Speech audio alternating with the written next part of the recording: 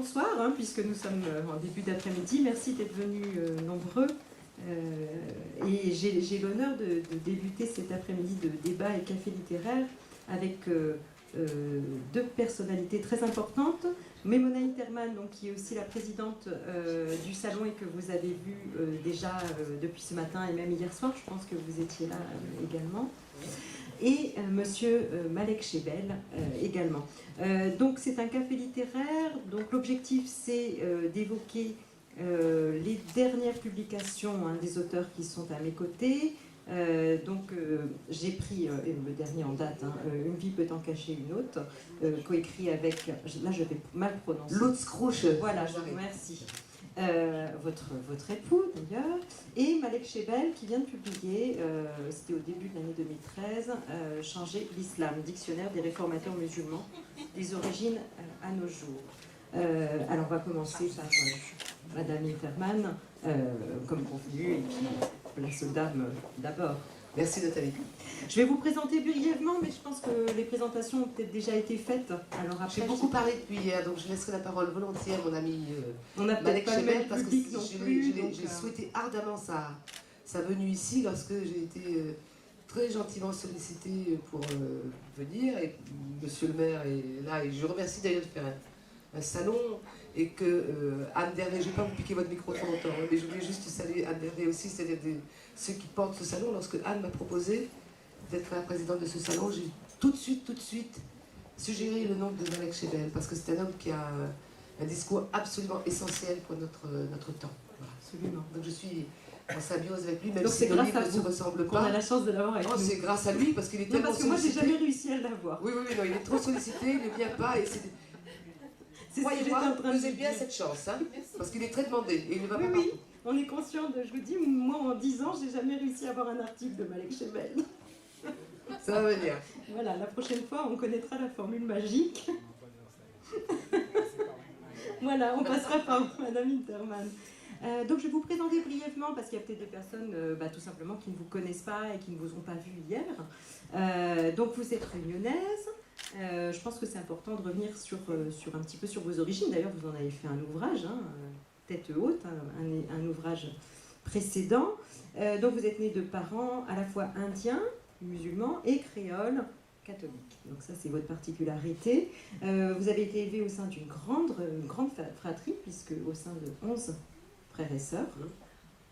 Et donc, voilà, pour tous ces éléments d'ordre autobiographique, je peux que vous inciter à vous reporter à cet ouvrage. Je pense qu'il est disponible ici. Il est en poche. Oui. Voilà. Il est en poche même, vous voyez. Moi, c'est la première fois que la thèse a fait un livre en poche, parce que je pense que la thèse a dû gagner déjà pas mal de sous. Voilà, ça prouve qu'il se vend bien. Et donc, je pense que pour connaître et mieux appréhender Maimona Interman, voilà déjà l'ouvrage, à mon avis, qu'il faut parcourir. Aujourd'hui, on va parler d'un autre ouvrage. Pour vous présenter brièvement, donc vous êtes journaliste, grand reporter, vous avez travaillé au service étranger pour la télévision nationale, vous avez couvert évidemment de grands conflits mondiaux, de nombreux événements dans les années 1980, 90 et même jusqu'en 2005. Jusqu'au tout début janvier. Vous voyez. Oui, parce que depuis, vous avez changé de fonction, enfin vous avez été obligé d'abandonner. J'ai été nommée à ma demande, j'ai fait campagne brièvement, mais il y avait une centaine de candidats pour 2 places. J'ai été choisie, ce qui prouve quand même que même si on n'a pas forcément de réseau, j'allais prononcer très bien un mot, mais ce mot dit quelque chose, c'est les grenouillages, ça vous dit quelque chose? Oui. Non, je ne dis pas grenouiller, je veux dire par là que je ne suis pas allée frapper à toutes les portes, mais j'ai frappé à 3 portes, à l'Élysée, à l'Assemblée nationale et au Sénat, mais ce sont des gens que je n'avais jamais rencontrés qui m'ont reçu, qui savent très bien que je ne suis pas une personne trop souple, et qui connaissent probablement mes convictions républicaines, mon engagement pour la laïcité, pour créer des ponts entre les gens, et même s'ils me savent très libre, ils ont pris le risque de me nommer, et je trouve que c'est bien, c'est très courageux de leur part, et c'est un très bon point à mon sens. Donc vous êtes conseillère au Conseil supérieur de l'audiovisuel. Et comme le président de la République a mis sa signature en bas du décret qui me nommait, je pense qu'il a dû sourire. Alors donc, Là, on est revenu rapidement sur votre carrière, votre parcours. Donc, journaliste, vous l'êtes à vie, vous le serez toujours. C'est la seule chose que je sache faire et je resterai, je mourrai comme ça. Et vous avez, bien sûr, à votre actif, plusieurs essais, dont beaucoup écrits en collaboration avec votre époux. Oui. Le journaliste allemand Lutz Krusche. Oui. Et alors ici, ils sont publiés chez Lattès, hein, pour tous. Hein, je suis fidèle, pas comme Malek, qui navigue dans les plus grandes maisons d'édition. Malek, je pense, les éditeurs doivent se battre pour l'avoir. Ah bah évidemment. Ça, hein. Il va être gêné après. Donc l'ouvrage, nous allons parler du dernier ouvrage publié en date, puisqu'il a été publié au début de l'année. Oui, le 9 janvier, le jour de ma nomination, c'était un beau jour. Ah, très bien, oui, c'était une belle journée pour vous, ouais. Qui s'intitule donc Une vie peut en cacher une autre, et qui fait suite d'ailleurs à un autre ouvrage qui s'intitulait Ils ont relevé la tête. Oui. Donc c'est un peu un c'est intéressant que vous fassiez. Je peux oui, allez-y. C'est vrai que l'ouvrage, juste l'ouvrage qui venait d'avant, après Tête haute, après Nous étions innocents, nous avons voulu plutôt parler, nous voulions parler des autres, parce que c'est pas pour faire joli, mais on s'est dit, voilà, on a énormément parlé de nos trajectoires et il y a des points communs. C'est vrai qu'il y avait eu un ouvrage sur votre trajectoire avec votre mari. Oui, j'ai plus le titre en tête. Quand nous étions innocents, où il parle beaucoup de son propre chemin, puisqu'il est né dans l'Allemagne de Hitler, il avait 5-6 ans à la fin de la guerre, et la première chose qu'il a apprise, mais il ne savait pas ce que c'était, c'est Heil Hitler. Donc avec la France dans laquelle on est aujourd'hui, c'est sûr qu'on n'a pas envie trop de sourire quand on entend ça, mais après, bon, il a traversé l'Allemagne en cendres avec, au bras de sa maman, parce que son père était instituteur et qu'il était dans la Wehrmacht, et il était à la guerre. Et ensuite, ils ont commencé par la Bavière, puisqu'ils étaient, eux, en Silésie. L'Allemagne allait jusqu'à l'Union soviétique avant la guerre.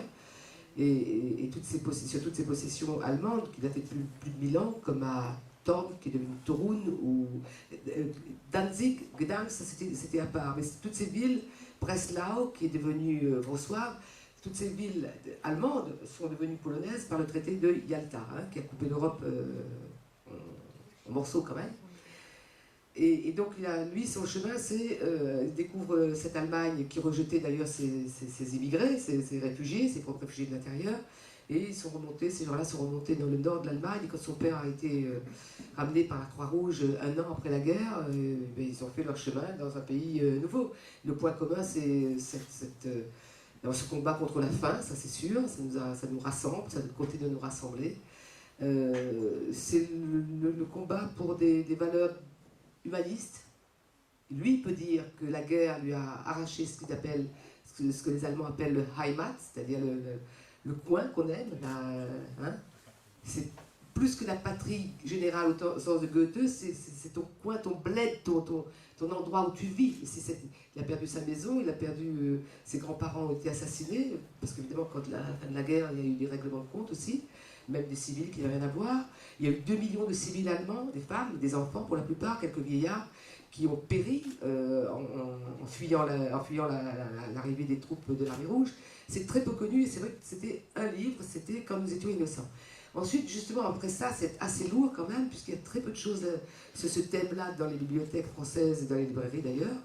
Nous avons voulu faire un livre, peut-être pour nous aérer, pour parler de tous les gens qui ont saisi leur destin et qui ont construit leur vie alors qu'ils avaient déjà une première vie assez réussie. Par exemple, quel exemple je peux vous donner? Dominique Loiseau, quand son mari s'est suicidé en février 2003, il se trouve que c'est Lutz, son mari, qui a fait sa dernière interview. Ceci n'a rien à voir avec cela, mais il était déjà très déprimé, son mari, il voyait très bien que c'était très lourd, et elle a repris les étoiles Loiseau, alors que dans cette profession-là, et c'est Bocuse qui m'a dit, il m'a dit, vous savez, on ne lui donnait pas cher Dominique Loiseau, mais ces gens-là, ce sont des solides, m'a-t-il dit à propos de Dominique, qui est une femme frêle, une Alsacienne. Donc nous avons voulu vraiment montrer des gens qui avaient déjà une première vie, et puis hop, continuer leur vie à la force du poignet. Et après cela, donc c'est ce livre que vous avez entre les mains, et c'est Une vie peut en cacher une autre, c'est un peu comme un train peut en cacher un autre. Ça a beaucoup plu à mon mari, parce que la formule française, un train peut en cacher un autre. Lui, l'allemand, il a trouvé la phrase très élégante, un peu énigmatique. C'est pour parler de vous, de nous, de nos enfants, des trentenaires principalement, hein, mais pas que, qui ont fait des études et qui ont fait des études mais qui n'ont pas de devenir. Il y a énormément, il y a plus de 25 millions de ces jeunes à travers l'Union européenne aujourd'hui qui n'ont pas de travail. Il ne faut pas oublier, on a vu le moment des indignés principalement en Espagne, en Grèce, en Italie, un peu en Grande-Bretagne, un peu aussi, y compris à Francfort, devant la Banque Centrale Européenne, le mouvement des Occupy Wall Street aux États-Unis, et puis hop, ça a fait comme un feu, parce qu'on n'en parle plus beaucoup. Mais le problème est là. Le problème est là, c'est que ces enfants-là, nos enfants, bien aujourd'hui, pour qu'ils continuent à appréhender le futur, et ils sont nombreux. Et je suis partie de nos cas, nous, de nos propres enfants. Et ici, à la salle, je pense qu'il y aura des gens qui sont concernés par cela. C'est-à-dire que on leur a dit, allez à l'école, faites une formation, etc. Et puis hop, ça ne va plus. Donc c'est rarement, l'Europe a été soumise à un tel maelstrom où la force vive du pays perd contact avec le sol. Donc ce livre, c'est sur ces jeunes, mais sur nous aussi, parce qu'évidemment, quand nos enfants ne vont pas très très bien, en particulier sur ce plan-là, ben, il faut être présent. Et ce chômage effrayant qui donne des arguments, c'est vrai, aux extrémistes, je suis obligée d'être un peu prudent parce que j'ai une obligation de réserve maintenant avec le CSA et le pluralisme. Ça doit être difficile pour vous. Je pense que vous me comprenez. Hein. Ça ne doit pas être facile. Ça c'est une plaie terrifiante et qui donne des arguments quand ce sont des Noirs et des Arabes, ce ne sont pas des gros mots. Hein. Parce que nous sommes fiers, nous, de parler de ces mots-là, nous qui sommes des républicains. C'est encore pire pour eux, parce qu'ils ont encore une échelle de plus. Voilà.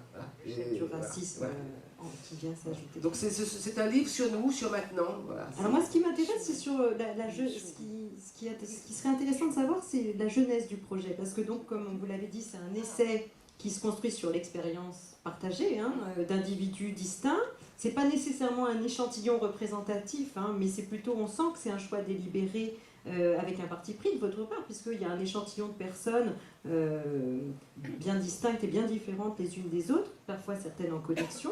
Et moi, la question que j'avais envie de vous poser en premier lieu, c'était comment vous avez rencontré Marie, Lisa, Christophe? Alors ça, c'était pas au fond, c'était pas très très compliqué. D'abord, il y a la méthode. Nous sommes des journalistes, l'un et l'autre, Lutz et moi, même si entre-temps, après la rédaction du livre, la sortie du livre, j'ai changé de casquette et que je suis aujourd'hui dans un autre univers qui est, l'univers de l'audiovisuel toujours, mais ce que je sais faire, ce que j'ai appris à faire pendant plus de 30 ans, c'est choisir des gens. Parfois, ça a été comme les coups de foudre. Tout de suite, on voit quelqu'un et puis on sait que cette personne-là a des choses à dire. Mais ça, c'est aussi probablement la routine professionnelle qui fait que dans une foule, vous allez trouver une personne, deux personnes, soit qui deviennent votre fixeur en reportage, pourquoi lui, pourquoi elle, souvent c'était lui d'ailleurs, alors qu'il y a plein de gens autour. C'est une alchimie extrêmement présente et immédiate. Donc il y a ça, il y a ce savoir-faire, comment on choisit des gens. Mais on n'a pas choisi seulement les 10 ou 12 personnes qui sont dans ce livre, parce qu'il a d'abord fallu faire un compagnonnage avec un réseau beaucoup plus complexe, une quarantaine de personnes, ça a duré 1 an et demi.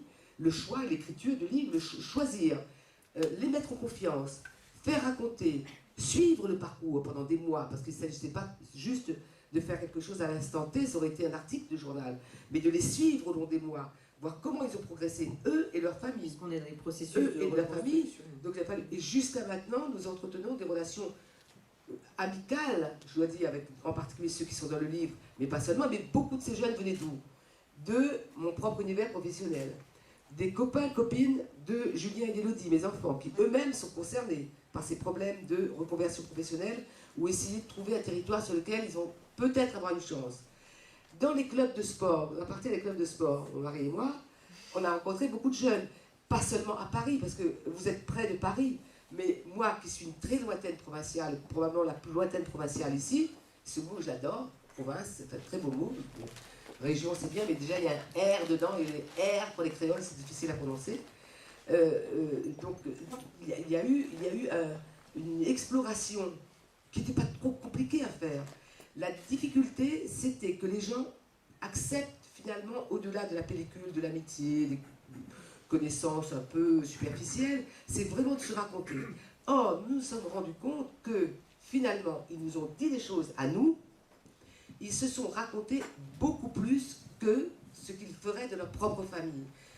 Parce qu'on le sait tous, si, ça ne veut pas dire qu'il ne faut pas le faire, mais si nous exposons toutes nos fragilités, toutes nos faiblesses aux gens qui nous connaissent bien, ou qui nous aiment, le risque, c'est vrai, c'est qu'un jour ou l'autre, ils viennent nous faire reproche de cette confidence.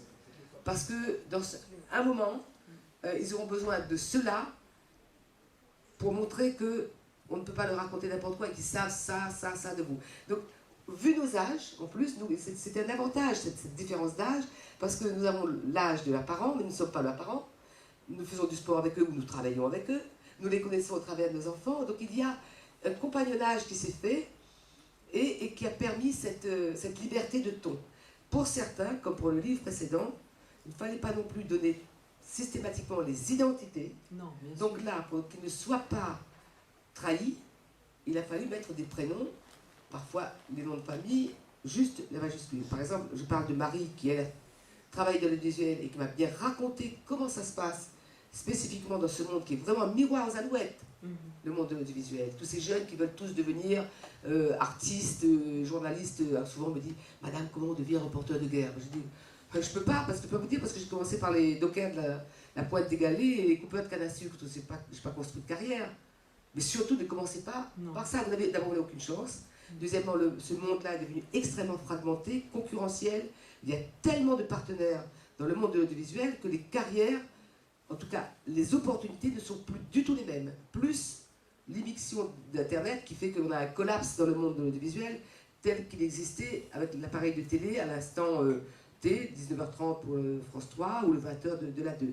Donc ce milieu-là, je le connais bien, et Marie, celle qu'on appelle Marie dans ce livre, elle peut pas, ça ne pouvait pas être son identité parce que ce qu'elle nous a raconté sur l'exploitation, littéralement l'exploitation des précaires et des intermittents du spectacle, là, ça aurait pu lui valoir un procès. D'ailleurs, on l'appelle pour venir, enfin son ancienne patronne l'appelle pour venir quand même malgré tout. Oui. Enfin, bon. Mais Marie, c'est un cas, mais il y a un autre cas d'une de ces jeunes qui a travaillé avec vraiment des boîtes de production les plus importantes et les plus prestigieuses à Paris, qui produisent pour la télé. Bien, ces jeunes-là, ils n'en parlent pas parce que les gens ont honte. Moi, je ne comprends pas pourquoi les gens ont honte. Si, je comprends, parce que ça fait trop mal. Mais une de ces jeunes que je connais très bien, vous savez ce qu'elle fait maintenant? Elle a travaillé pour Arthur, alors je vais dire par exemple Arthur, boîte d'Arthur par exemple. Comme ça revient plus cher maintenant de faire des émissions, on réduit les jours de tournage, donc on réduit le personnel. Et bien, n'ayant plus de boulot depuis un an, comme elle était intermittente du spectacle, elle n'a plus droit au chômage. Je ne connais pas le détail maintenant, mais c'est un cas exemplaire qui vous parle de cette tragédie de ces jeunes. En ce moment, elle habite Bagneux. Elle prend son scooter, elle va jusqu'à Châtillon, en scooter. Après, elle prend le métro de Châtillon, elle va au métro Plaisance, dans le 15e arrondissement. Il y a un prise unique, quand vous sortez, je sais parce que je l'ai accompagnée, il y a un prise unique sur la droite, et là, elle doit y être pour 6h du matin, et elle va décharger tous les paquets, les cajots, les caisses, etc. Et il faut mettre en rayon avant qu'on arrive à 9h pour faire nos courses. C'est une fille qui a quand même fait des émissions de télé, hein. Ça vous donne un peu une idée, hein. Donc c'est pas pour faire du blabla qu'on a voulu écrire ce livre, c'est d'abord pour sonner le tocsin, il faut le sonner. Hein. Et en même temps, il ne faut pas tomber dans les bras de ceux qui vous tentent des mirages au bout de... Non, la majeure question, la question majeure qu'on peut se poser donc, à la lecture de cet ouvrage, c'est à travers les parcours individuels qui sont décrits, qui ont ce point commun donc d'être dans un contexte de précarité extrême qui est le nôtre aujourd'hui, hein, chômage, difficultés financières, horizon bouché, hein, on le voit très bien avec les jeunes. C'est comment redonner du sens à son existence face à ce contexte sinistré. Vous voyez, il y a beaucoup plus d'espoir finalement qu'on ne croit. Parce que les gens, bien sûr, il y a une sorte de désespoir quand on discute, ou de désarroi, mais il y a une capacité aussi de sursaut. Et tout compte fait, c'est pas Happy End et c'est pas Hollywood, mais on a préféré garder ceux qui montraient qu'au fond, puisqu'il n'y a pas d'autre choix, alors on avance quand même et on fait autre chose. Alors pour l'instant, je vous parle de cette jeune qui travaille à Monoprix, parce qu'il n'y a pas d'autre possibilité, mais elle me l'a dit, pas plus tard encore que cette semaine, elle m'a dit, mais tu sais, il faudra que je trouve autre chose. je vais trouver autre chose, mais il faut que je mange, tu comprends, il faut que je mange. Voilà. Mais les gens ne baissent pas les bras, il ne faut pas croire que tout le monde baisse les bras non plus. Oui, il y a 11 000 personnes qui se suicident chaque année. Oui, il y a 200 000 personnes qui sont concernées par cette tragédie. Et ceux qui prennent les transports en commun le savent. Accident grave de voyageurs, on sait ce que c'est maintenant. Hein. Oui. Bon, mais on va pas tous non plus désespérer. Ce qui peut aider à ne pas désespérer, c'est le lien social. Et le lien social, ça existe. C'est que les gens se parlent. Bien sûr. Mais les gens se parlent quand même. Il faut se parler. Il ne faut pas rester dans l'isolement. Ça, c'est le message de ce livre. Il ne faut pas rester tout seul. Il ne faut pas avoir honte de dire, ben voilà, le fils ou la fille qu'on croyait demain être responsable dans un grand groupe industriel ou à telle place, mais finalement, il n'a pas réussi. Et les langues se délient. Les gens parlent. Ça aide. C'est quelque chose de profondément réconfortant de pouvoir en parler déjà. Absolument, mais il faut en avoir déjà le courage et avoir déjà passé une certaine... Les gens sont courageux, hein. Oui. C'est ce courageux. Oui. Ce livre donne cette impression d'énergie et de force vive, hein, en dépit du contexte, même s'il y a quand même quelques figures qui incarnent, et ça c'est intéressant aussi, les effets pervers de la victimisation, justement. À l'instar de cette Lisa qui, nous, en créole, se laisse porter par le système. Il y a une expression créole qui vaut ce qu'elle vaut, mais c'est bouge-à-ou. Ça passe presque de traduction, c'est bouge-toi, essaye de te remuer. Et bien sûr, c'est plus facile à dire lorsqu'on a de quoi avoir un toit sur la tête et s'en sortir. Bien sûr que c'est très compliqué, mais j'en connais tant et tant autour de moi. Je sais très très bien que ce sont des gens qui conservent l'espoir de refaire une formation. Puis le message aussi, c'est de leur dire il y a autre chose après les échecs. Il y a autre chose après l'échec. Bien sûr. Moi, je me suis demandé à un moment, à la lecture de votre ouvrage, s'il fallait finalement pas tirer parti de cette crise, hein, si on veut vraiment aller encore plus loin, voir cette crise comme une occasion donnée de réévaluer ses propres rêves et peut-être même de s'en recréer de nouveau. Est-ce qu'on a le choix de faire autrement? Non. Non, mais puisqu'on n'en a pas le choix, alors une des possibilités de surmonter cette terrible mais c'est quand même une démarche alternative, donc je ne suis pas persuadée que tout le monde par exemple, soit le prof Christophe, qui ne veut plus enseigner parce que c'était pas sa vocation en fait. Non, je pense que ses parents qui étaient dans l'enseignement ont dit, l'un a été institut, l'autre a été prof de collège, donc le fils Christophe, il va être un grand professeur et finalement il n'a pas l'étoffe, il n'a pas la carrure et il n'a peut-être pas la vocation, comme on disait autrefois. Oui, lui, il a cessé pendant un moment donné de travailler, il a essayé de vivre autrement en dépensant moins. Et probablement, c'est le monde de la librairie où vous travaillez un peu comme ça qui va le porter. Mais il y a des portraits dans ce livre qui, au fond, permettent d'imaginer que les gens prennent leur destin en main. Absolument. Et je ne peux que vous inciter vraiment à le lire, à le parcourir. Moi, je l'ai pris personnellement beaucoup de plaisir. On est dans l'intimité de ces personnages, on est avec eux. Ils nous habitent, ils habitent notre quotidien, le temps de la lecture. Oui, parce qu'on entend parler de la crise, juste ça. Et après, Malek, franchement, tu as des choses graves. Non, mais c'est parfait. Là, on est dans le partage. On est dans le partage du temps, d'accord. Vous voyez, c'est que puisqu'il n'y a pas beaucoup de chance de retrouver la même vie que nous les parents. Pas pour l'instant. Les chances qu'on a eues, nous, à notre génération, c'est 30 ans avant eux, c'est d'essayer de construire un monde différent. De voir quelles sont les bases d'une alternative possible. Et la crise, telle qu'on la voit, formulée dans des rapports d'experts qui, hélas, souvent ont montré leurs imperfections, ou parfois vraiment leurs insuffisances, cette crise incarnée par des gens, tout compte fait, elle donne de la force. Et si on se trouve au creux de la vague, et bien mieux regarder ceux qui s'en sont sortis. Voilà. C'est comme ça que je raisonne. Puis ça réhabilite certaines valeurs telles que la famille aussi.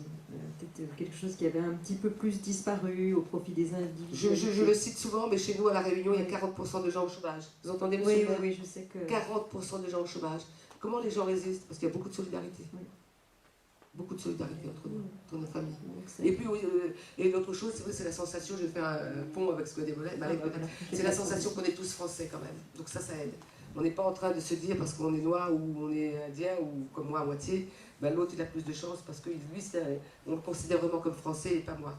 Donc il y a cette sensation, quelles que soient nos couleurs, quels que soient nos emblèmes personnels ou nos univers personnel, religieux, la sensation d'être à égalité sous le fronton de la République. Ce ne sont pas des mots vains chez nous. Il y avait juste, effectivement, dans cet échantillon de personnes, hein, cet échantillon entre guillemets, hein, bien évidemment, j'ai pas vu de Français descendants d'immigrés. Descendants d'immigrés, je n'ai pas fait le casting, on n'a pas fait de casting dans cet angle-là, mais si je voulais faire une pirouette, qui est plus immigré que moi ici? Absolument. Donc, et mon père est resté indien et étranger toute sa vie. Hein. Il ne l'a pas beaucoup dit, mais je suis sûre qu'il était content que nous soyons français. Et c'était une chance. Et c'est vrai que lorsque je suis allée en Inde, j'ai senti qu'une part de moi-même était là, mais j'ai fait notamment 2 voyages officiels. J'en ai fait 3, c'est drôle, j'en ai fait un avec Mitterrand, un avec Chirac, un avec Sarkozy. À chaque fois, j'ai entendu les hymnes nationaux. Eh bien, vous allez croire que je suis une obsédée, mais l'hymne indien, je m'en souviens à peine, peut-être quelques mesures. Mais la Marseillaise, franchement, ça me donne une chair de poule. Ça, c'est mon hymne. Merci, Léna Interman. Je pense que vous allez intervenir encore au cours de ce salon et puis que vous serez en dédicace surtout. Hein. Et vraiment, voilà, s'il y a un ouvrage à lire en ce moment, hein, et moi je le conseillerais vivement aux parents justement de cette génération parce que il y a souvent un véritable manque de compréhension de la situation que nous, les jeunes de 30, même 40 ans, nous traversons actuellement. Parce qu'ils ont vécu effectivement autre chose et je crois que c'est pas évident pour tout le monde de penser que le contexte a vraiment changé. On se heurte souvent à la compréhension de nos aînés, qu'ils ne veulent peut-être pas voir, ou ont l'impression peut-être que oui, et puis peut-être parce que les médias, ils ont l'impression que les médias jouent la surenchère, je ne sais pas. Mais en tout cas, cet ouvrage, de ce point de vue-là, il peut être aussi très utile. Alors, je vais vous rassurer, moi qui pourrais être votre mère, moi, en tout cas, je porte la jeunesse parce que d'abord c'est elle demain, oui. C'est elle l'avenir de ce pays, et parce qu'elle n'est pas aussi égoïste que disent certains sondages, et elle est assez résistante. Je trouve qu'elle est plus solide qu'on ne peut l'imaginer, et pas aussi égoïste qu'on le dit. Non, mais voilà, c'est l'aspect, c'est la note d'espoir, je dirais, qui reste de toute façon lorsqu'on termine la lecture de cet ouvrage, que je vous incite tous donc à découvrir. On va passer à Malek Chebel. Alors sur un tout autre thème, mais en même temps effectivement avec des connexions qui peuvent se faire. Voilà, je vais prendre celui-ci. Et donc c'est un autre thème évidemment qui préoccupe notre actuelle société et qui participe aussi d'une certaine crise du vivre ensemble hein, que nous connaissons actuellement et qui concerne la réforme de l'islam. L'ouvrage s'appelle « Changer l'islam, dictionnaire des réformateurs musulmans des origines à nos jours ». Donc c'est votre dernier ouvrage. Je vais vous présenter Malek Chebel parce que on vous voit à la télé, on vous entend à la radio, mais je ne suis pas sûre que tout le monde connaisse parfaitement votre long parcours. Vous êtes algérien, vous êtes anthropologue des religions, historien, psychanalyste, vous avez pratiqué la psychanalyse pendant un temps, vous êtes philosophe également, et vous avez à votre actif de très nombreux essais sur le monde arabe et sur l'islam, qui est votre champ de spécialité, comme on l'aura compris, et je dirais même une quarantaine d'ouvrages. On n'est pas loin d'une quarantaine, j'ai regardé. Je n'ai que 30, mais sauf que 30 c'est des rééditions. Voilà, oui, alors voilà, les rééditions. Et Amazon.com ne fait pas la différence entre... Ah, je ne suis pas allée sur Amazon. Hein. Ou Fnac.com, enfin... Je suis allée regarder des choses un peu plus précises, mais bon, j'ai quand même compté qu'il y en avait beaucoup. Entre 30 et 40, en tout cas. On vous doit cette expression qui est reprise souvent dans les médias, qui est celle d'islam des Lumières. Ça, c'est vrai que c'est un terme qui revient souvent. Vous avez travaillé sur beaucoup de thèmes évidemment liés au monde arabe et à l'islam, et on vous doit notamment, je vais citer quelques-uns de vos ouvrages. Parmi les plus anciens, il y a le corps en islam dans les années 80, l'imaginaire arabo-musulman, psychanalyse des mille et une nuits, Vous avez été préfacier d'une édition du Coran. Je crois même que vous en avez fait une traduction récente. C'était en quelle année? En 2009. 2009. L'édition Fayard. Voilà, donc l'édition du Coran de Fayard. Il y avait un livre qui s'appelait le sujet en islam également. L'esclavage en terre d'islam, dont on parlait tout à l'heure aussi, en 2007. Dictionnaire encyclopédique du Coran, en 2009. Donc on reste dans les dynamiques des dictionnaires. Et un dictionnaire amoureux de l'Algérie, en 2012, parmi vos dernières publications.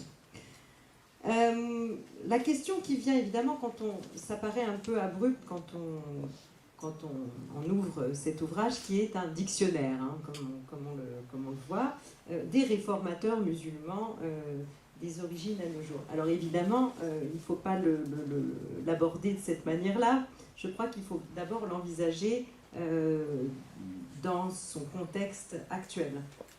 Pourquoi aujourd'hui avoir décidé donc de porter les projecteurs sur les grands réformateurs de l'islam depuis le début, je dirais, hein, essentiellement, jusqu'à nos jours, avec quand même, si j'ai bien regardé, vous avez quand même plus porté votre attention sur les réformateurs à partir du XVIIe siècle.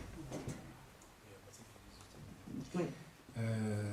Déjà, je commence par dire merci à Mimouna d'avoir pris le risque d'évoquer mon nom auprès d'Anne pour que je puisse être invité. Je remercie évidemment le premier magistrat de la ville, une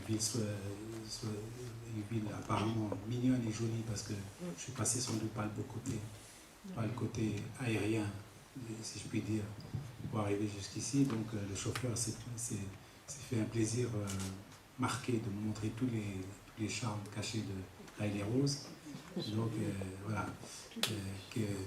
Donc je suis très content d'être ici. Et d'autant plus content que vous êtes là, un public qui n'a pas l'habitude de me voir et que je n'ai pas l'habitude de voir. Et donc j'ai envie de vous faire plaisir. Et j'ai envie de vous faire plaisir de manière un peu inattendue, c'est que vous dites que les gens ne me connaissent pas. Les gens me connaissent, ils ne veulent pas me connaître. C'est-à-dire qu'ils me connaissent à travers l'image que je donne. Oui, c'est ça. Ils veulent se contenter de cette image-là, ils veulent juste rester à cette image-là. Et moi, j'ai un copain qui s'appelle Boris Cyrulnik qui me dit que je suis un résilient parfait. Je dis au moins, il y a le mot parfait dedans, donc c'est pas mal déjà pour commencer. Je dis, je suis surtout un résilient majeur. C'est-à-dire que, parce que c'est Mimouna qui m'a donné un peu l'idée d'introduction dans cette présentation, parce que quand je revois très rapidement le fil de ma vie et la manière dont je me suis retrouvé ici, aujourd'hui devant vous, c'est assez un peu catastrophique, on va dire. Parce que, et moi je dis souvent que nous sommes toujours le produit de nos traumatismes et de nos fractures. Je suis le résumé, si vous voulez, vivant de tout ce que j'ai vécu, de bien, mais ça reste pas toujours très, très fort ancré dans les gènes, et surtout de mauvais et de difficile, de traumatisant. Je suis né dans une famille, je suis né en France, on va dire, parce que je suis né en Algérie en 1953, donc j'étais en France à l'époque. Je suis né en 1953, non, je suis né dans le 93, non, département de 93 français, le 93 d'aujourd'hui, il a été transbahé, il a été déplacé, si vous voulez, c'est pas moi qui suis le migrant, c'est mon département, le département où je suis né. Je suis né dans le 93 et j'habite maintenant dans le 92, donc je suis pas loin, je suis juste le voisin de... puisque les départements ont été déplacés en 62 à l'indépendance de l'Algérie. Donc je suis né à cette époque-là, donc dans une grande famille de propriétaires terriens. Mon grand-père était un grand propriétaire terrien. Et comme les grands propriétaires terriens, il était un peu latifundiste quand même sur les bords. Et dans cette famille qui était très riche, voire richissime, je fais partie de la branche la plus désargentée de la famille parce que je suis né pratiquement orphelin. Et très vite, j'ai appris à composer, si vous voulez, avec les conditions d'existence des jeunes de l'époque qu'on n'appelait même pas arabes encore. Enfin, on était des indigènes. Enfin, indigènes, ça veut dire que nés sur cette terre, autochtones à la rigueur. Et donc, composer avec les affres et la complexité de la vie de l'époque, donc dans un milieu de grande fortune vraiment, et voyant la fortune et n'y touchant pas. n'ayant jamais accès à cette fortune. Je donne juste un exemple, pourquoi je suis un résilient majeur. Un jour, j'avais peut-être dans les coups de 7 ans, par là, vers 6 ans, 7 ans, en début d'année scolaire, on fait une liste à notre patriarche commun, donc le patriarche de la grande famille, pour les affaires scolaires. Et donc chacun vient avec sa liste pour les affaires scolaires. Et je me rappelle très bien, moi j'ai fait, ma liste, elle tenait à une seule chose, je voulais avoir les 4 crayons bic, les 4 stylos bic, là, vert, rouge, blanc, dans une pochette en plastique, là, qui sont célébrissimes à l'époque et qui n'existent plus maintenant. Bon. Et donc je voulais avoir ces stylos-là, et c'était juste l'essentiel, si vous voulez, de mes affaires scolaires, parce que je ne me sentais même pas en position de demander de vraies affaires scolaires, parce que j'étais, si vous voulez, le dernier un peu de la lignée, ou un peu le plus marginal de la lignée, dans la lignée principale. Parce que mon grand-père il était polygame, donc c'est ce qui fait que nous on compte en quart de grand-mère et en huitième de cousin, si vous voulez, ça se compte comme ça. Oui, quand vous avez un grand-père, il y a plusieurs femmes, quelle est la position que vous avez avec le fils de votre cousin germain immédiat, si vous voulez, il est déjà aux antipodes, puisque c'est 3 femmes différentes. Ils sont nés de 3 femmes différentes. À des périodes différentes, des âges différents, et je me retrouve parfois plus âgé que mon oncle, si vous voulez. Ben oui, parce que comme les femmes, ça se sont. Donc, et je comprends que même dans le budget de l'époque scolaire, de l'époque, pour mon grand-père, pour les affaires scolaires, c'est déjà assez conséquent, parce qu'il on devait être une quarantaine de gamins qui allions à l'école. Donc, bon, donc chacun avait ses... Donc le soir, en fin de journée, quand notre grand-père commun arrive, moi je ne suis que le petit-fils, donc il a devant moi ses fils directs, ses préférés dans ses fils, et les préférés dans les fils de ses fils, etc. Donc il avait toute une hiérarchie de préférences. Et moi je suis un peu le dernier de tout ça. Et donc il y avait un cousin à moi, le fils d'une de ces grandes-mères-là, qui avait eu un besoin urgent de prendre ces stylos bic que j'ai moi demandé dans ma liste. Et que lui sont venus se rajouter à sa liste. Et j'ai beau dire que c'était moi qui les avais demandés, etc., et que je ne comprenais pas l'injustice qu'il puisse me dépouiller de ces stylos. Et donc il me les prend de la main, mon grand-père, et il les donne à son petit-fils d'une autre grand-mère, la plus jeune. Et donc je me vois dépouiller de mes stylos, de mes 4 stylos bic. J'avais 7 ans. J'ai pleuré comme j'ai jamais pleuré de ma vie pour ces 4 stylos-là. Évidemment qui prenaient une dimension pour moi assez fantasmatique, parce que j'avais 7 ans. Bon. Et plus tard, j'ai compris que toute ma quête de l'écriture, c'était la quête du stylo, dont on m'avait privé. Tout le travail que j'ai fait, d'être allé en psychologie, à la fac, d'avoir fait psychanalyse, d'avoir fait un doctorat de psychanalyse, d'avoir fait tout ce travail de réflexion sur l'origine, sur l'écriture, sur les transferts de sens, sur le transfert d'affect, sur la fratrie, sur la grande famille, sur la fraternité, sur l'humanité, bref, tous ces sujets-là. C'était une quête, outre le stylo, mais qui représentait mon père. C'est le père absent. C'est que j'aurais eu un père direct, parce que mon père, j'étais orphelin évidemment. Quand on est orphelin dans les grandes familles arabes, orientales, la mère revient dans sa famille de référence. Donc, elle est la pièce rapportée, si vous voulez. Bon.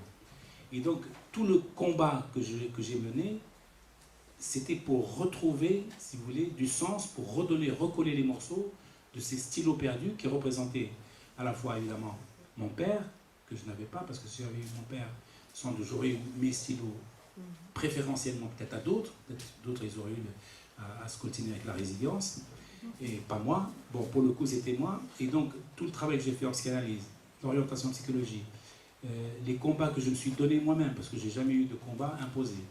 Je me suis retrouvé dans des situations où je devais m'imposer des combats moi-même pour pouvoir me confronter à des réalités toujours hostiles, créées volontairement pour l'hostilité et pour me mesurer à quelque chose de tout à fait hostile. Et donc, c'était pour recréer le stylo originel, en quelque sorte, pour recréer la parole, l'écriture. Et je vous signale juste que le premier mot du Coran, pour lequel j'ai consacré une dizaine d'années de ma vie, pour le traduire, d'abord j'ai préfacé, j'ai une longue préface à une traduction d'Edouard Montet, un Suisse, un arabisant suisse, chez Payot, et j'ai traduit le Coran, j'ai passé 10 années à le faire. Le Coran démarre par un seul mot, lit. La lecture. C'est que l'élément lecture, l'objet lecture, l'objet livre, l'objet stylo, l'objet, l'univers de la création par l'écrit, ça a été, à mon avis, le fil conducteur de toute ma... Quand vous dites, Malek Chebel a eu un doctorat de psychanalyse, un doctorat d'anthropologie, un doctorat de sciences politiques, oui, c'est vrai, factuellement, oui, concrètement, et moi j'ai mes diplômes. Hein. Je ne les ai pas encore matériellement, ils ne sont pas entre mes mains, parce que je ne les ai jamais demandés à mes facultés, mais si vous allez vérifier, vous allez les trouver. Et voilà. Donc, mais en fait, ce qui est important dans tout ça, c'est pas peut-être le doctorat lui-même, que la démarche qui a... La vocation qui est née. La démarche qui a concouru pour avoir ce type d'études-là, ce type d'études. Et vous verrez dans mes travaux, il y a une partie des travaux qui sont liés au doctorat de psychanalyse, tout ce qui est sur la sexualité, le désir, l'amour de l'autre, le désir, pourquoi mon grand-père, pourquoi il me préfère un de ses fils proches à moi, sans peut-être le faire. Évidemment, il ne l'a jamais fait exprès. Il ne l'a jamais fait exprès. Parce qu'il aurait fait exprès, ce serait du cynisme, peut-être j'aurais été détruit définitivement. Mais je pense que cette question du désir m'a torturé toute ma vie pour savoir comment on peut être désiré. Comment on peut être désiré, comment on peut ne pas être désiré, même si on a envie, une très forte envie d'être désirable, si vous voulez, on ne l'est pas. Et la deuxième partie, c'est d'autres formations, anthropologie ou sciences politiques, c'est la question sur la religion. En fait, tous les livres que j'ai faits, c'est un peu pour combler ces failles-là, ces manques, ces questionnements.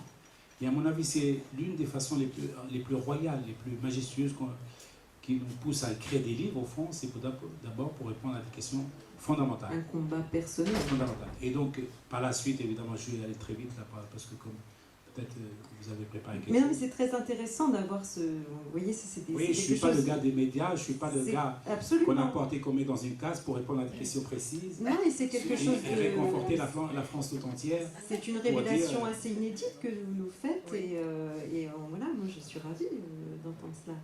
Merci pour cette confidence-là. Mais je suis toujours aussi solide qu'avant. Hein. Ah oui, oui, non, j'en ai aucun doute. Mon credo, ma parole va changer, non, ma parole est toujours la même, parce que l'ordre de la parole, si vous voulez, ou l'ordre de la création des idées, l'ordre de la dimension philosophique, si vous voulez, du travail, elle requiert une autre méthodologie. C'est pas parce que j'ai été, si vous voulez, c'est parce que j'ai souffert dans mon enfance que je suis forcément, si vous voulez, rigoureux dans mon travail en philosophie. Non, pas du tout, c'est un travail en soi qu'on acquiert par la pugnacité, par l'expérience, par les années, le nombre d'années. J'ai un peu plus d'âge, en termes d'âge, un peu plus que mes moments internes. C'est pas vrai du tout. Si. Moi, je ne dis plus. Les rites sont à l'intérieur, tu ne les vois pas, mais elles sont à l'intérieur. J'ai arrêté de donner les âges des personnes. Ça m'a valu des problèmes. Alors c'est bien d'être élégante comme ça, merci. Oui, alors moi je voulais qu'on revienne quand même sur votre actualité. Et on aurait tendance à dire de toute façon sur le reste que vous allez bien être obligé de se recentrer sur votre actualité qui est cet ouvrage, Changer l'islam.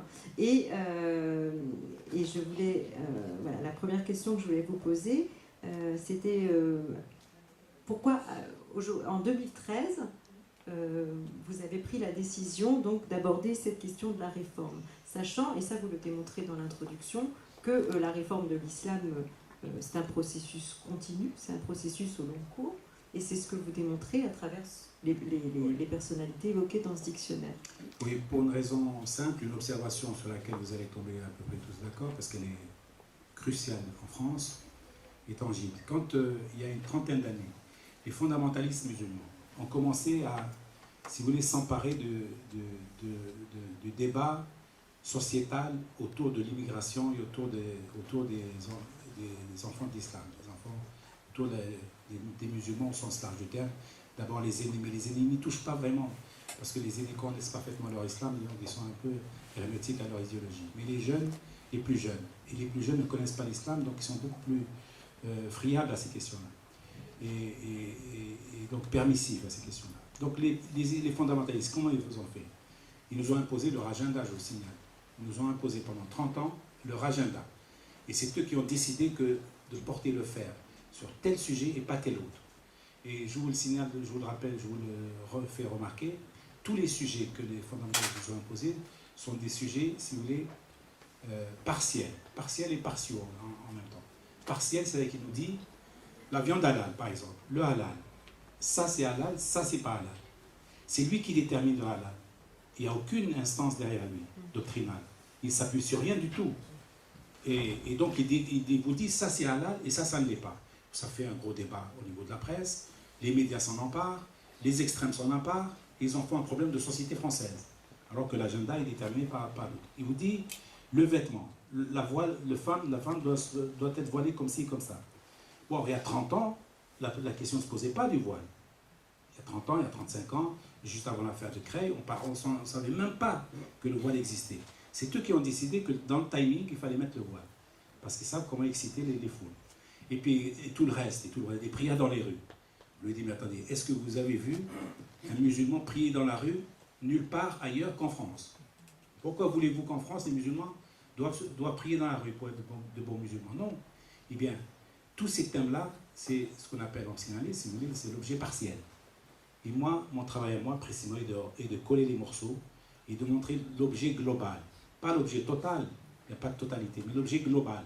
La possibilité que les uns et les autres puissent par eux-mêmes faire l'audit et trouver la bonne mesure, la bonne jauge pour mesurer la qualité d'un islam, de ce que j'appelle moi l'islam des Lumières. Parce qu'eux, ils nous amènent un islam obscurantiste.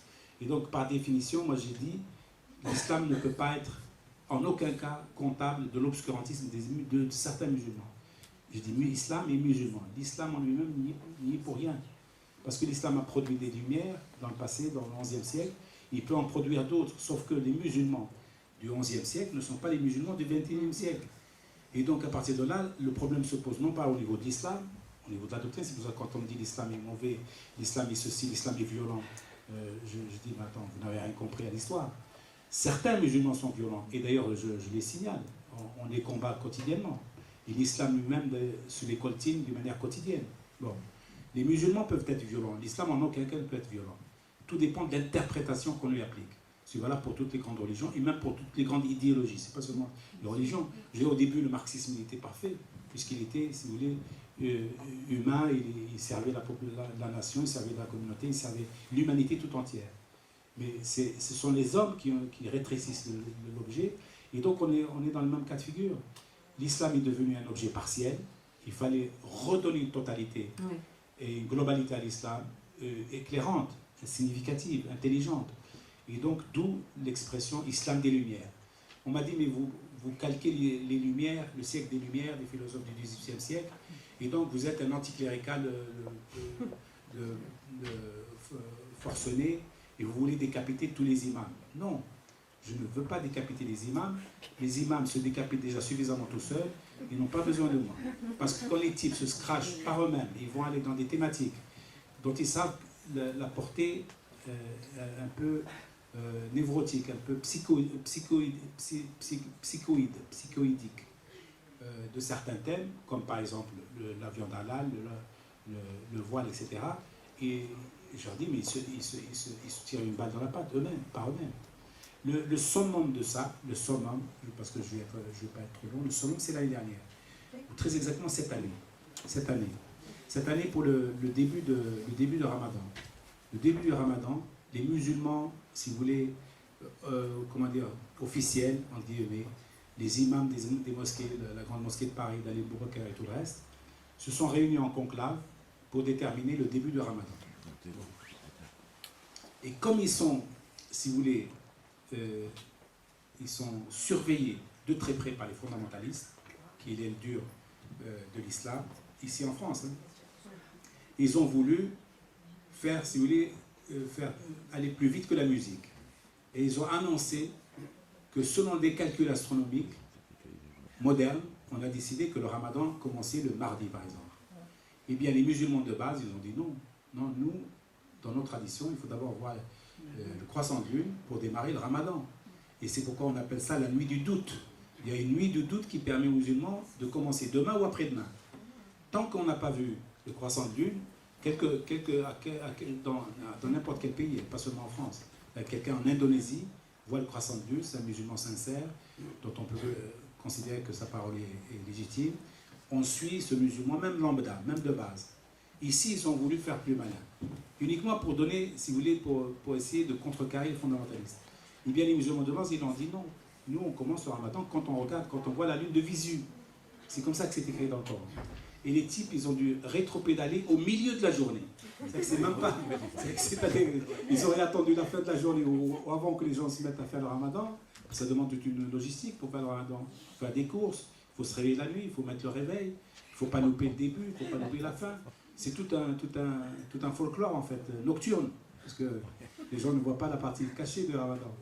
Eh bien, ils ont laissé les gens démarrer le ramadan. Et au milieu de la journée, ils leur ont dit non, non, c'est demain. Votre journée, c'est une journée perdue, ça arrive. Donc, c'est vous dire qu'on en est arrivé à des solutions un peu ubuesques. Et mon travail consiste justement à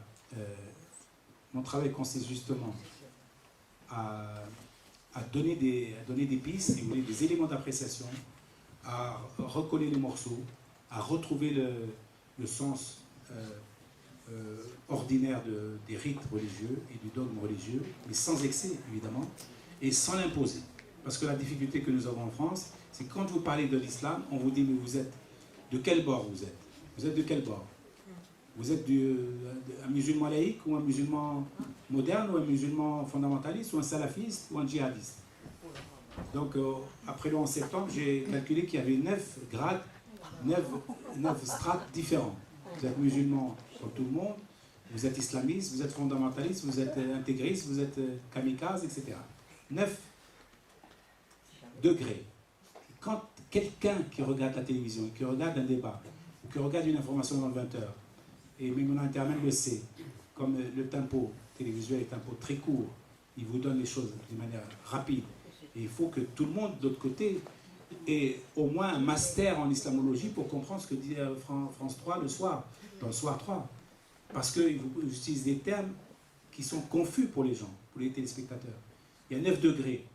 Hein, un musulman qui va à la mosquée, qui est propre sur lui, qui rentre chez lui le soir, qui fait de mal à même pas une mouche, est souvent mélangé, souvent mis dans le même sac que le djihadiste forcené, le malade mental, le psychopathe, qui est sur le point de préparer un attentat. Ça n'a rien à voir, c'est deux univers différents. Même je dirais, ils sont aux antipodes.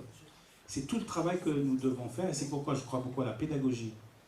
Pour qu'il y ait une république saine et prospère, il faut que tout autour les gens soient responsables de ce qu'ils font et ce qu'ils disent, et qu'ils aient au moins la volonté de transmettre une vraie parole sincère.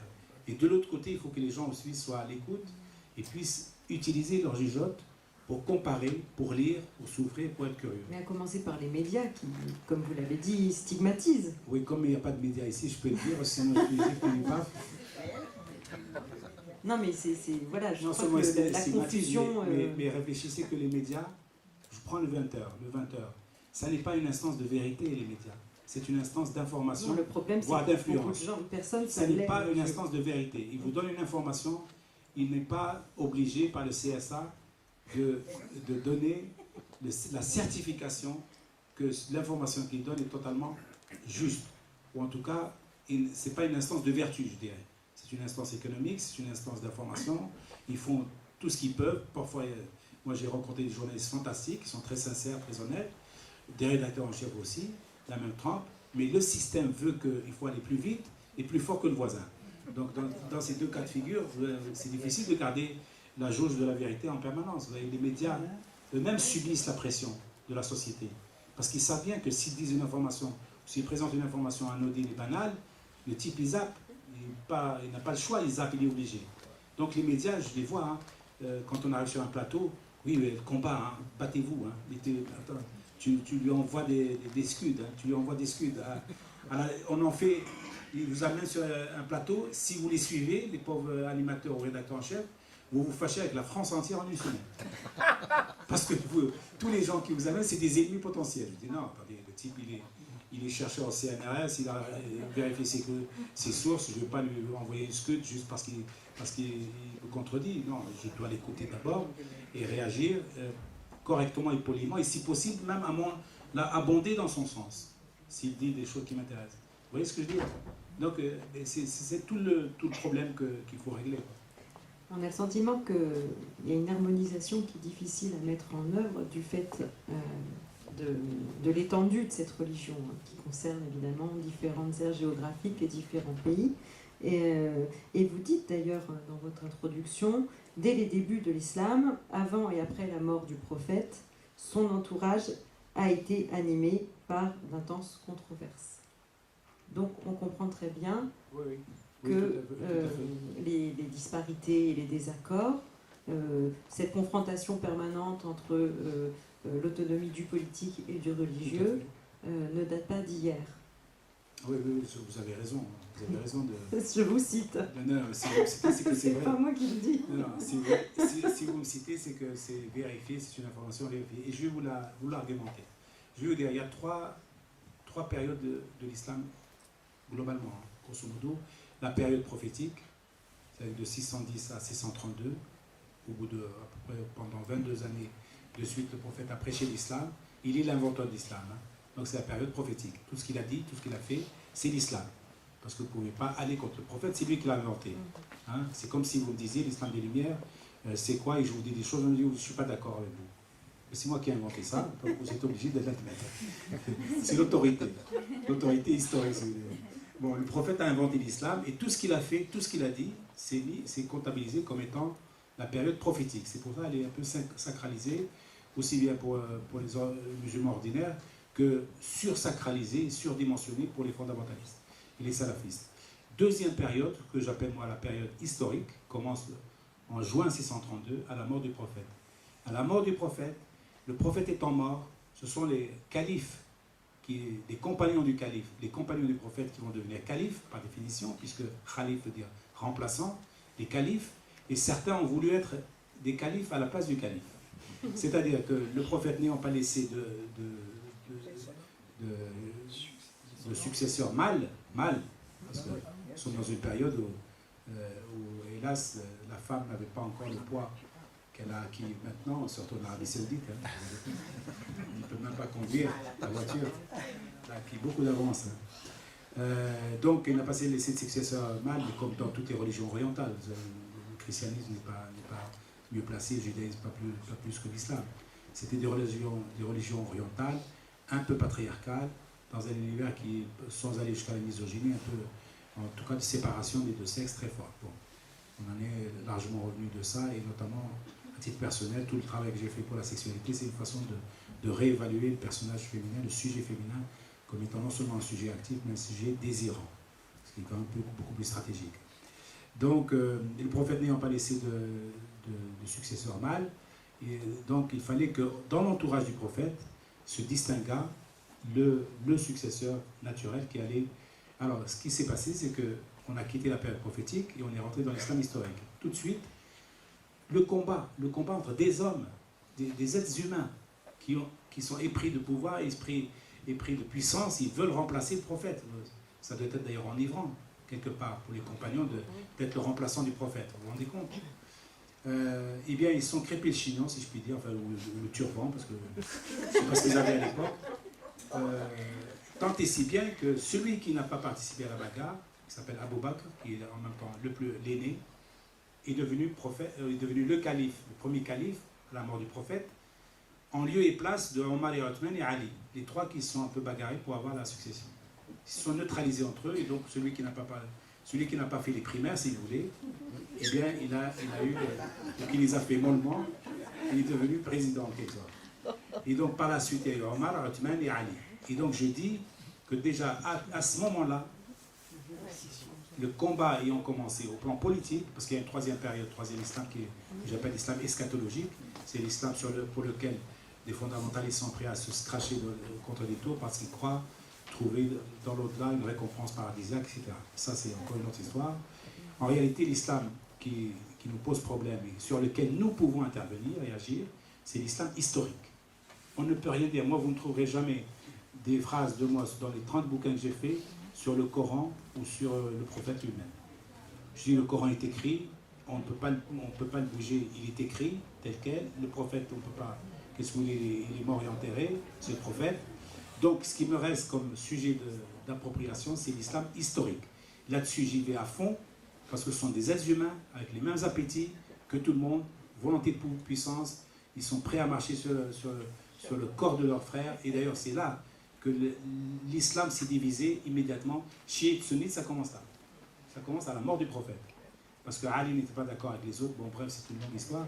Mais en réalité, ça a commencé à la mort du prophète pour les mêmes appétits qu'aujourd'hui entre les Irakiens qui veulent être au pouvoir et ceux qui les trucident de l'autre côté. C'est le même combat. Ils veulent tous avoir le pouvoir.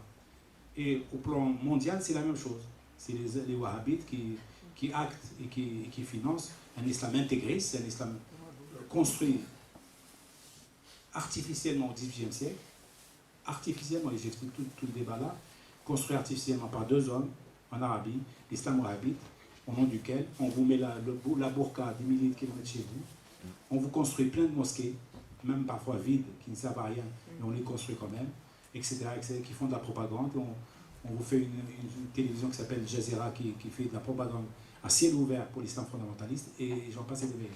Alors, pourquoi plutôt que d'avoir abordé la question de la réforme de l'islam par période, comme vous venez de le faire, vous avez choisi de le faire par entrée de personnage ou de courant, par un dictionnaire tout simplement, qui recense à peu près 350 personnalités. Dont 18 grandes femmes, dont 18 femmes très importantes, qui ont mené un combat magnifique. Et c'est pas parce que c'est des femmes que le combat est magnifique, c'est parce que précisément si elles se trouvent là, c'est qu'elles ont été d'une efficacité redoutable. Non, vous dites pourquoi, mais c'est que, si vous voulez... C'est un choix... C'est un choix de l'éditeur d'abord pour commencer. D'accord. C'est un choix de clarté. Et comme c'est un dictionnaire, il faut que ça coule de source, que tout est millimétré. Donc c'est une volonté de clarté, ça sert essentiellement les étudiants, les chercheurs. Oui, puis bon, il y a des tables chronologiques en plus qui permettent de se repérer. Qui croisent et décroisent tout ça. Et l'avantage aussi de cette présentation, je le dis, c'est qu'on peut piocher. On peut le lire, on peut piocher, on peut le lire dans le J'ai sens fait d'autres livres, par exemple, les grandes figures de l'islam, qui ici d'ailleurs en vente, où je raconte un peu, où je sans aller jusqu'à romancer les portraits, je prends une trentaine de portraits de ceux qui sont là, et je romance un peu leur vie. Enfin, je les raconte. Donc c'est juste une méthode. Moi, je suis un ardent défenseur de la pédagogie. Je crois que la citoyenneté de tous les minoritaires ici en France gagnerait, les minoritaires au sens large, gagneraient à être un peu plus pédagogues autour d'eux, qu'il y ait des pédagogues autour d'eux pour mieux les dire et mieux les expliquer, mieux les raconter, mieux les faire aimer. Si vous ne faites pas de la pédagogie pour que les gens vous comprennent et ne prennent pas et ne s'angoissent pas sur la pseudo-invasion de l'islam, par exemple, en France, il faut nécessairement amener des éléments d'appréciation à tout le monde pour que les gens puissent réfléchir par eux-mêmes et comprendre les enjeux. Les enjeux, je vous les donne en un mot, il n'y a aucune invasion préparée ou possible de l'islam en France, ou même de l'islam en Europe. Et je dirais que si la France était un pays qui pouvait, si vous voulez, engranger la force de ces minorités et utiliser à bon escient le bien fondé de ces minorités, ou leur foi, leur croyance et leur adhésion au pacte républicain, elle devrait au contraire s'enorgueillir d'avoir autant de musulmans chez elle. C'est l'inverse qu'il faudrait. Par exemple, elle jouerait un rôle... Regardez, je parle de l'islam des Lumières, on me dit mais à quoi ça sert? L'islam des Lumières, c'est l'islam moderne. Les enjeux, juste un élément d'appréciation urgent, puisqu'on parle de la sécurité des Français, etc. Si l'islam des Lumières était appliqué, c'est avec l'islam moderne, eh bien on baisserait des 2/3 le budget de la sécurité nationale. Déjà, du ministère de l'Intérieur, il va fondre comme neige au soleil parce qu'on en aura peu besoin. Déjà, on n'aura plus à construire de prisons, on n'aura plus à recruter de trucs. Déjà, ce point-là. On n'aurait peut-être pas à faire des guerres, ça nous coûterait moins cher au niveau du ministère de la Défense. Vous direz peut-être que le ministère de la Défense a tout intérêt à faire des guerres pour avoir un peu d'argent, un peu de sous. C'est aussi un peu compliqué. Mais en réalité, que si nous continuons à être dans ce face-à-face un peu mortifère, on perd plus d'argent qu'on en gagne. Et puis si on pouvait utiliser les énergies encore non exploitées de toutes les minorités, qu'elles soient arabes, tziganes, roms, enfin c'est à peu près la même chose, roms et tziganes, mais même polonaises, italiennes, anciennement portugaises et que sais-je encore, et même pour le coup la vietnamienne, et sont africaines, réunionnaises et antillaise, je pense qu'on serait beaucoup plus riche de nos ressources propres, parce que ce sera des ressources propres non exploitées, et riches de notre diversité, et peut-être qu'on aura atteint une harmonie supérieure à celle factice dans laquelle nous nous trouvons. Où on voit même, pour une étincelle, les gens descendent dans la rue. Et tout ça parce que ça manque de pédagogie, terriblement, à tous les niveaux même d'ailleurs. Mais en ce qui concerne l'islam, c'est certain. L'islam ne sait pas parler de lui. Les musulmans ne savent pas parler d'eux. Ils disent, on n'est pas aimé, donc on se calfeutre, on ne leur parle pas, ils sont méchants, ils sont des laïcs, machin, qui nous détestent, etc. Non, je dis non, expliquez. Votre religion n'est pas simple. Même déjà aux musulmans eux-mêmes, ils ne la comprennent pas toujours. Quand je vois les femmes me disent, je dois mettre le voile pour plaire à Dieu. Non mais tu ne plais à personne là. Je suis désolé. Non mais franchement, je crois que Dieu a besoin de mettre le voile pour que tu lui plaises. Et puis Dieu n'est pas un tailleur, attends. Il ne cherche pas. Non, mais encore faut-il le dire, et le dire fort et gentiment, pour ne pas les vexer. Et avec amour, voilà, exactement, sans hostilité. Je dis, attendez, sur 14 siècles d'existence de l'islam, je vous pose un quiz, une question. Quel est le siècle qui a voilé la femme? Sur 14 siècles, il n'y en a qu'un siècle.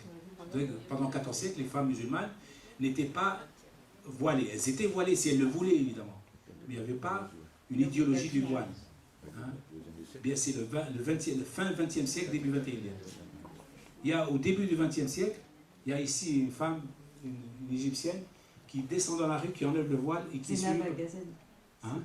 Avant le 19e siècle. Ah oui, oui, il y a une femme qui descend dans la rue, au Caire, place Tahrir, la même place. Ouais, c'est la place d'indépendance, hein, Tahrir. Hein. Attention, c'est pas n'importe quelle place. Elle se dévoile, il y a 3000 Égyptiennes qui la suivent. Et elles n'ont pas subi, elles n'ont pas été tabassées, elles n'ont pas subi la bronca des hommes. 3000 musulmanes se sont dévoilées à sa suite pour montrer que le voile est juste un fichu, il n'a aucune dimension symbolique. 19e siècle. Et aujourd'hui, je le vois autour de moi, les gens vous savez, ils ne savent pas qu'est-ce que l'imam, quand l'imam leur dit quelque chose, c'est comme parole d'évangile ici. Donc ils suivent pratiquement aveuglément, parce qu'on ne sait jamais, au cas où, ce serait la vérité. Je leur dis, mais attendez, il n'y a aucune vérité là-dedans. Regardez, vous pouvez lire le Coran, ouvrez-le, lisez-le. Voilà. Il nous reste 5 minutes. Alors je ne sais pas, peut-être que je laisse un petit... 3 minutes, me dit Anne Dervé. Donc,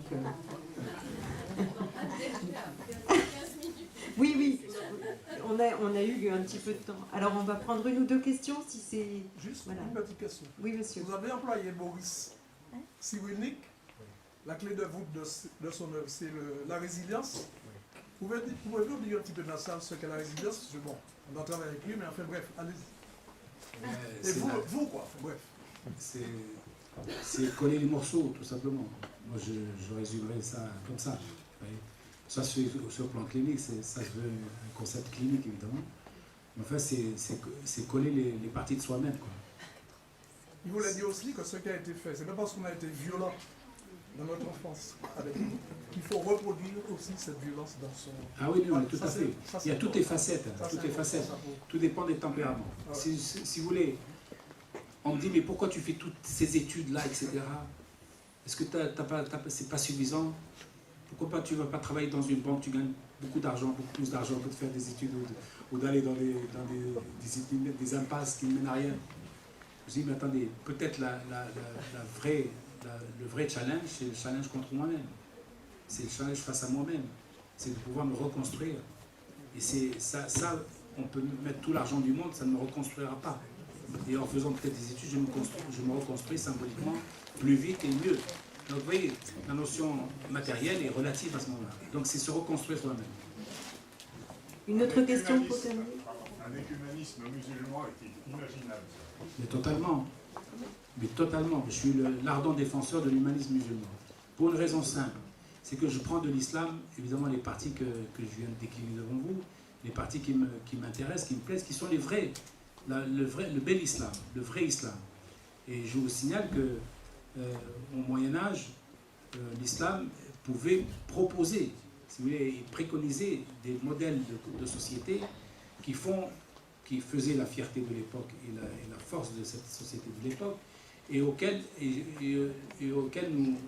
nous aspirons encore seulement aujourd'hui à pouvoir les imiter. Nos prédécesseurs ont réussi un humanisme flamboyant, notamment en Andalousie, mais ailleurs, par exemple à Bagdad au temps des Abbassides, dont le niveau est tellement élevé qu'on peut dire qu'on est juste encore leur lointain élève et disciple. Nous n'avons pas encore atteint ce niveau-là. Mais l'humanisme d'aujourd'hui nous permet de dire où le monde d'aujourd'hui éclaté et vif et riche et jouissif par ailleurs nous permet de penser que si nous persévérons, nous pourrons peut-être arriver à leur niveau. Et ce serait une chance inouïe. Je décline moi ça, si vous voulez.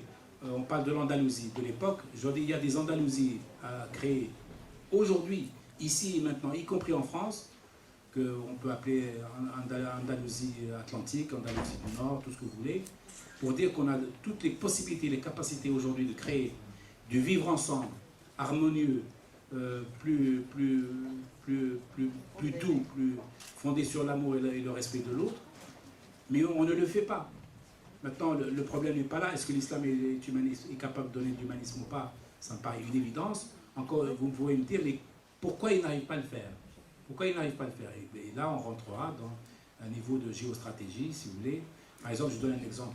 Aujourd'hui, le monde arabe et l'islam réunis, l'islam fait à peu près 22% de la population mondiale. Les musulmans réunis, tous les musulmans dans le monde. 22% de la population mondiale sont des musulmans. Sur les 22% de musulmans, on devrait penser que peut-être ils ont une puissance, ils sont un quart de la population mondiale. Eh bien, on a calculé qu'ils ont 6% d'influence dans le monde. Ils sont 22% en termes de démographie. Et c'est la première religion, l'islam est la première religion monothéiste du monde, selon les chiffres du Vatican lui-même. Les musulmans sont 1,8 milliard, les catholiques sont 1,6 milliard. Première religion monothéiste du monde. En vérité, si les chrétiens, tous les chrétiens étaient additionnés, ce serait la première religion réellement monothéiste du monde. Mais comme les chrétiens ne sont pas encore totalement réunifiés, n'est-ce pas, il n'y a pas encore le conclave qui les réunit, encore que ça commence un peu intellectuellement parmi les élites. Bien. Donc 26% de la population mondiale ont une puissance de 6%. Puissance d'influence. Vous dites comment vous calculez ça? Je vous dis, montrez-moi une seule organisation internationale, mondiale, qui est dirigée par un musulman. Montrez-moi une seule initiative qui serait venue des musulmans, une initiative positive, parce que je ne parle pas des perturbateurs qui vont juste poser des bombes et tout ça.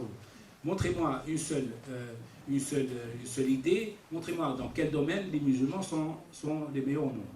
Montrez-moi quels sont le nombre de Nobel qu'ils ont, le nombre de médailles de Fields ou même d'autres médailles, c'est pas seulement, à part celles que donne l'Arabie Saoudite et la Libye, qui sont de fausses médailles, parce que c'est pas en plaqué or, puisqu'il faut faire un poème à l'hommage du souverain.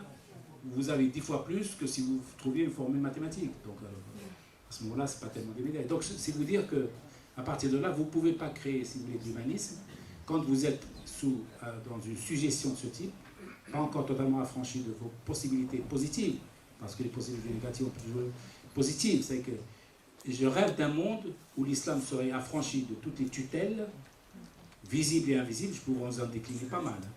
Par exemple, toutes les guerres dans le monde arabe, ce n'est pas les Arabes qui les déclenchent, ça peut être déclenché par les Arabes, notamment les jeunes, ce n'est pas les jeunes et les Arabes qui les arrêtent, qui les stoppent. Le cas de la Syrie est flagrant. J'étais dans un débat à l'école des mines il y a 2 ans, 2 ans quand la problème de la Syrie a démarré. Ils me disent quel est votre sentiment? J'ai dit mon sentiment c'est que la guerre en Syrie ne se règle pas en Syrie. Et 1 an après, je rencontre la même personne, je lui dis, tu as vu que la guerre en Syrie ne se réglait pas par des Syriens. Ce n'est pas des Américains et des Russes et d'autres, mais c'est pas par des... Et pareil, l'Iran c'est pareil, vous avez l'Irak c'est pareil. Donc la puissance, vous ne pouvez pas demander, si vous voulez, un espace culturel de vous créer de l'humanisme, c'est-à-dire une sorte d'épanouissement de la beauté et du lien social, quand eux-mêmes sont dans des difficultés cataclysmiques, ne serait-ce que au niveau de la souveraineté. Vous voulez prendre du Maroc, il y a peut-être des Marocains qui vont m'excuser, l'Algérie, la Tunisie, tous les pays, aucun ne dispose de véritable autonomie politique. Et que leur souveraineté est tout le temps limitée au plan militaire. Leur souveraineté est limitée au plan des richesses économiques. Leur pétrole, leur gaz, ils se décident le prix se décide ailleurs. Quand à Berne ou quand il y a des années, l'OPEP a décrété l'arrêt du pétrole, ça a été le scandale mondial, où le prix, d'établir le prix du pétrole. Donc, toutes ces questions-là font que cette région d'où vient l'islam n'est pas une région, est une région contrainte, c'est pas une région autonome réellement. De toute façon, on le voit, il y a encore il y a encore du chemin à faire en Afrique, en Asie, au Maghreb, au Proche-Orient. Donc, l'humanisme, ça ne vient pas comme ça du ciel, c'est pas juste une théorie, vous voyez, il faut que ça soit vécu. Merci Malek Chebel. On va devoir arrêter parce que tout simplement, il y a un café littéraire qui doit suivre sans tarder, donc on est obligé d'arrêter là des questions. On a commencé sur la crise, on finit sur une note d'espoir. Hein, voilà, je ne sais pas si vous avez vu le cheminement. J'annonce alors je vous remercie évidemment, Mona Interman et Malek Chebel. Je pense que vous allez être en dédicace sur les stands qui sont juste derrière. Donc je rappelle, changer l'islam pour Malek Chebel et peut-être certains autres de vous. Ouais, peut-être pas quand même. Enfin une partie. Vos 40 livres, comme je l'ai dit. Je sais. Et l'ouvrage de Mona Interman et Luz Coucheux, Une vie peut en cacher une autre.